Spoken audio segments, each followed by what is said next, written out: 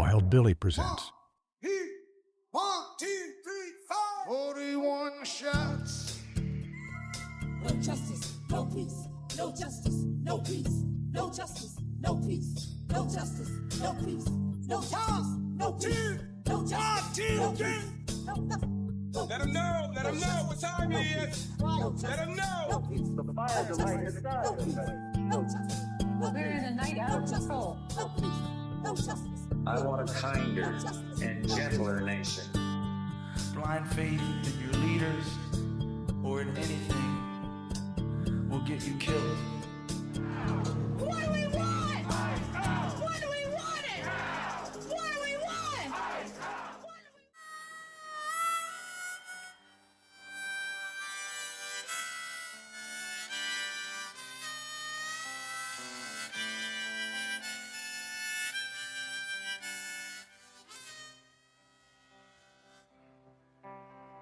I come from down in the valley where, mister, when you're young, they bring you up to do like your daddy done. Me and Mary, we met in high school when she was just 17. We drive out of this valley down to where the fields were green. We go down to the river and into the river we... Olá, bem-vindos ao Wild Billy Stands with Minneapolis. Eu sou o Fernando Martins e neste episódio vamos descer ao coração da América trabalhadora de Bruce Springsteen, a desigualdade económica, o peso do trabalho e os sonhos que se satisfazem. Hoje vamos ouvir e falar de duas canções essenciais, The River e Youngstown, e tocar em outras que orbitam no mesmo universo. A América de Bruce Springsteen não é feita de arranha-céus e bolsos fundos, é feita de oficinas, linhas de montagem, minas, supermercados, empregos precários, pessoas que vivem mês a mês, sem almofada de segurança. Quando as fábricas fecham, não fecha só um sítio de trabalho, fecha uma biografia inteira. Casamentos, planos, identidades que eram eu sou o operário da fábrica X e de repente deixam de o ser. É nesse vazio, económico e emocional, que estas canções acontecem. E à medida que ouvimos estas histórias, vale a pena ir perguntando o que é que elas dizem sobre o tipo de sociedade em que vivemos e sobre quem é deixado para trás. The River conta a história de um casal jovem, apaixonado, mas apanhado pela realidade. Uma gravidez precoce, casamento apressado, trabalho duro e mal pago, promessas que não se cumprem. É quase um pequeno filme sobre como a falta de oportunidades económicas transforma as escolhas em obrigações. Começamos com dois miúdos a namorar junto a um rio, aquele sítio clássico de liberdade adolescente. Mas rapidamente o cenário muda. Há uma gravidez, os pais obrigam ao casamento, o protagonista entra num trabalho de construção. Com o tempo descobrimos que esse trabalho também seca. As promessas de bons empregos desaparecem.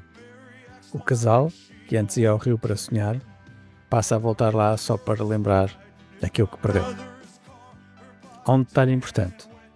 O sonho não desaparece num único momento dramático. Vai secando aos poucos. Não há uma explosão, há um desgaste. Há um momento em que ele fala de ir ao rio e encontrar apenas algo que secou. Em português podemos ouvir isto como voltamos ao sítio onde acreditávamos que tudo era possível e descobrimos que a nossa vida secou ali mesmo. Esta imagem é perfeita para a desigualdade. O rio, símbolo de fluidez e futuro, transforma-se numa memória estagnada. O sistema prometeu, mas não cumpriu. The River mostra que pobreza e falta de oportunidade não são abstratas. Entram dentro das relações, corroem os afetos, criam silêncios entre duas pessoas que já não sabem o que dizer uma à outra no final do dia. É uma canção sobre economia, mas escrita na linguagem da intimidade. Há aqui também uma ideia forte. a maior parte das pessoas não cai na pobreza. Vai escorregando devagar. Quando dá por isso, já perdeu tempo, energia e quase sempre um bocado da sua identidade. Talvez cada um de nós tenha o seu rio. Um lugar, um curso, um plano de vida parecia óbvio e que de repente secou. O que fazemos com esse vazio? Conformamos-nos? Revoltamos-nos?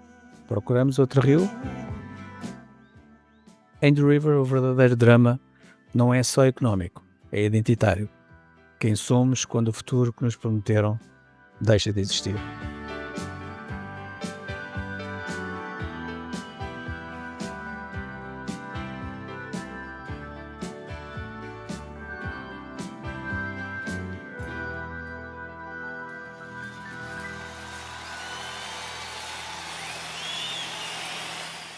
Here in Northeast Ohio, back in 1803. Chegamos a Youngstown. Youngstown leva-nos para Ohio, para a indústria do aço, para a história de uma cidade que deu o corpo às guerras americanas, produzindo aço para as armas e tanques e que depois foi simplesmente descartada. É a voz de um trabalhador que se sente traído por um país que usou a sua força e depois não quis saber. O narrador fala da cidade, da mina, da fábrica, de gerações de homens que trabalharam lá. Lembra como a produção ajudou em várias guerras, como o aço de Youngstown foi crucial para os Estados Unidos. E depois veio um murro no estômago. Quando a guerra acabou, quando já não foi preciso tanto aço, as fábricas fecharam. Os empregos desapareceram, os salários estagnaram e quem ficou a ver ruínas. Youngstown é quase um relatório de desindustrialização contado na primeira pessoa. Aqui não há gráficos, não há estatísticas. É uma canção sobre traição. O pacto social que dizia: se trabalhares duro, tens um lugar neste país, é quebrado à frente dos olhos do narrador. Ele descreve toneladas e toneladas de metal a sair da fábrica dia após dia.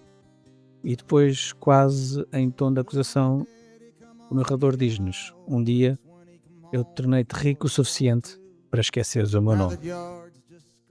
Podemos traduzir o sentimento da canção assim: dei a minha vida a esta fábrica, ajudei o meu país a vencer guerras e no fim largaram-nos como se fôssemos sucata. É o grito de alguém que percebe que o patriotismo não pagou as contas. Aqui ligamos este tema a Factory, onde o pai acorda cedo, entra e sai da fábrica como se fosse um ritual de desgaste lento.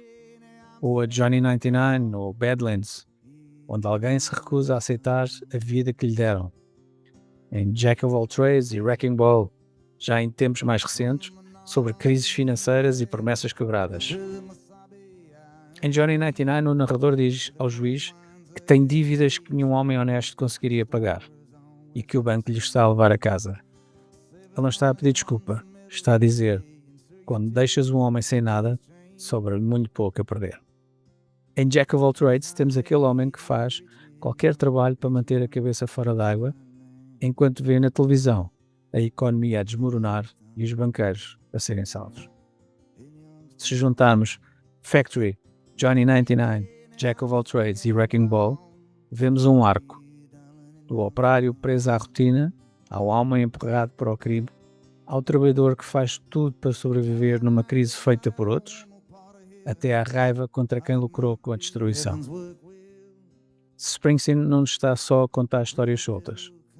Está a construir um arquivo emocional da desigualdade contemporânea. E quando ouvimos Youngstown hoje, é difícil não pensar em outras cidades desindustrializadas, não só nos Estados Unidos, mas também em zonas industriais, em qualquer sítio do mundo, como Portugal, por exemplo. Com zonas que foram encolhendo, fábricas que foram sendo privatizadas ou deslocadas. Quantas Youngstowns temos nós, só que com outro nome?